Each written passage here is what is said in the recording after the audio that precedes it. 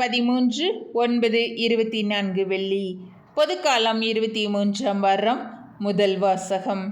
எப்படியாவது ஒரு சிலரை ஏனும் மீட்கும்படி நான் எல்லோருக்கும் எல்லாமானேன்.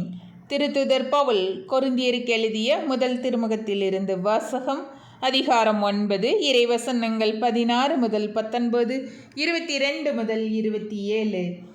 சகோதர சகோதரிகளே, நான் நற்செய்தியை அறிவிக்கிறேன் என்றாலும் அதில் நான் பெருமைப்பட ஒன்றுமில்லை. இதை செய்ய வேண்டிய கட்டாயம் எனக்கு உள்ளது. நற்செய்தியை அறிவிக்காவிடில் ஐயோ எனக்கு கேடு.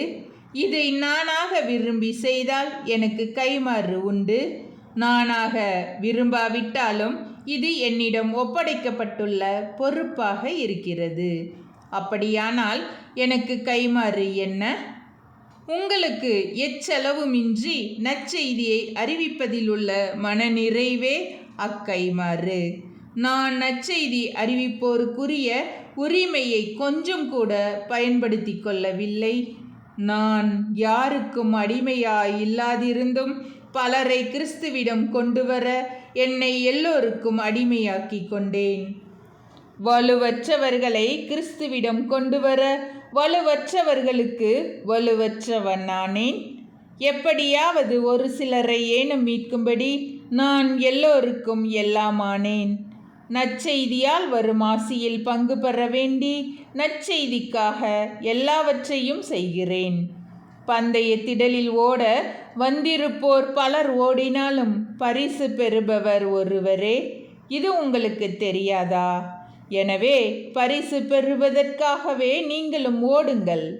பந்தயத்தில் போட்டியிடுவோர் யாவரும் அழிவுறும் வெற்றி வாகை சூடுவதற்காக தன்னடக்க பயிற்சிகளில் ஈடுபடுவர். நாமோ அழிவற்ற வெற்றி வாகை சூடுவதற்காக இப்படி செய்கிறோம்.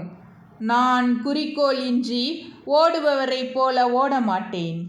காற்றை குத்துவதைப் போல குத்துச்சண்டையிட மாட்டேன். பிறருக்கு நற்செய்தியை அறிவிக்கின்ற நானே தகுதியற்றவனாக மாறிவிடாதவாறு என் உடலை அடக்கி கட்டுப்படுத்துகிறேன். ஆண்டவரின் அருள்வாக்கு. இறைவா, உமக்கு நன்றி.